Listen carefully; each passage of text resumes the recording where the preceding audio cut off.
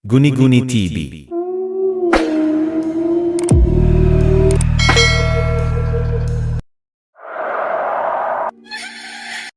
Magandang araw po sa inyong lahat. Sana maibigan niyo ang kwentong ibabahagi ko sa inyo. Sa tahimik na baryo ng San Isidro, may isang dalagang labis na hinahangaan ng lahat. Si Nida. Siya ay may mahaba at maitim na buhok, maputing kutis at mahinhin kung kumilos. Ang kanyang malalaking mata ay tila laging puno ng lungkot. Kaya naman, marami ang naakit sa kanyang ganda at misteryosong katauhan. Ngunit sa likod ng kanyang inosenteng imahe, may itinatago siyang madilim na lihim. Siya ay isang manananggal. Naging tanyag si Nida sa baryo, hindi lamang dahil sa kanyang ganda, kundi dahil sa pagiging masipag at mabait sa lahat. Madalas siyang tumutulong sa simbahan, nag-aalay ng pagkain sa mga mahihirap, at matyagang nag-aalaga sa kanyang matandang ina. Napakaswerte ng mapapangasawa ni Nida, sabi ng mga kababaihan. Ngunit may ilang hindi kumbinsido sa kanyang kabutihan. Isa na rito si Mang Goryo, ang matandang mangangaso na may matalas na pang-amoy sa kasamaan. May kakaiba sa babaeng yan. Bulong niya sa kanyang sarili tuwing nakikita si Nida. Dahil sa payapa at tahimik ang buhay sa San Isidro, hindi pinansin ng mga tao ang sunod-sunod na pagkawala ng mga kabataan sa baryo.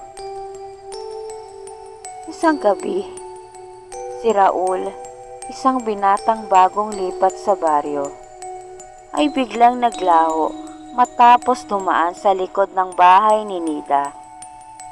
Baka naligaw lang, sabi ng ilan. Baka pinuntahan ang kanyang kasintahan sa kabilang baryo, bulong naman ng iba. Ngunit nang mawala si Lita, ang dalagitang kapitbahay ni Nida, nagsimula na magduda ang mga tao.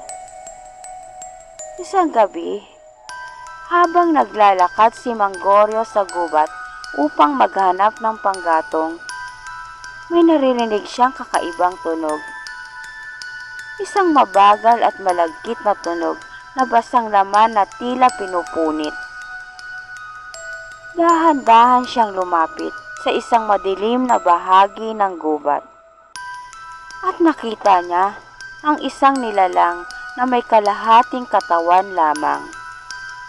Lumulutang sa hangin at may mahabang kuko at naglalaway na matutulis na pangil. Si Nida, sa harapan nito nakabalandrang ay isang bangkay. Si Raul, na wala ng laman ang tiyan at dibdib.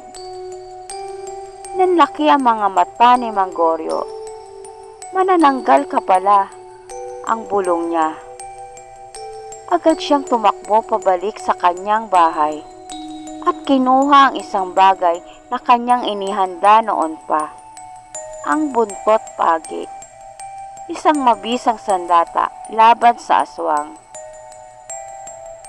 Kinabukasan, inimbita ni Nida ang mga kababaihan sa kanyang bahay upang ipagluto sila ng espesyal na pagkain. Habang abala siya sa paghahanda, biglang pumasok si Mang Goryo kasama ang ilang kalalakihan ng baryo. Nida, may itatanong lang kami sa'yo, sabi ni Mang Goryo, nakatitig ng matalim sa dalaga. Ngumiti si Nida, ngunit may bakas ng kaba sa kanyang mga mata. Ano po yun, Mang Goryo? Hindi sumagot ang matanda. Sa halip, inilabas niya ang buntot pagi at itinapat sa dalaga. Sa sandaling yon, biglang nanginig si Nida. Ang kanyang maputing balat ay nagsimulang magkulay abuhin at ang kanyang mga mata ay nagdilim. Tama ang hinala ko, bulong ni Manggoryo.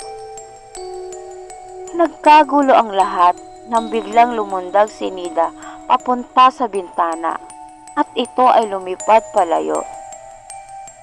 Iniwan ang kanyang kalahating katawan sa sahig ng bahay. Sa pangunguna ni Manggoryo, hinanap ng mga taga-baryo ang nakatagong kalahating katawan ni Nida.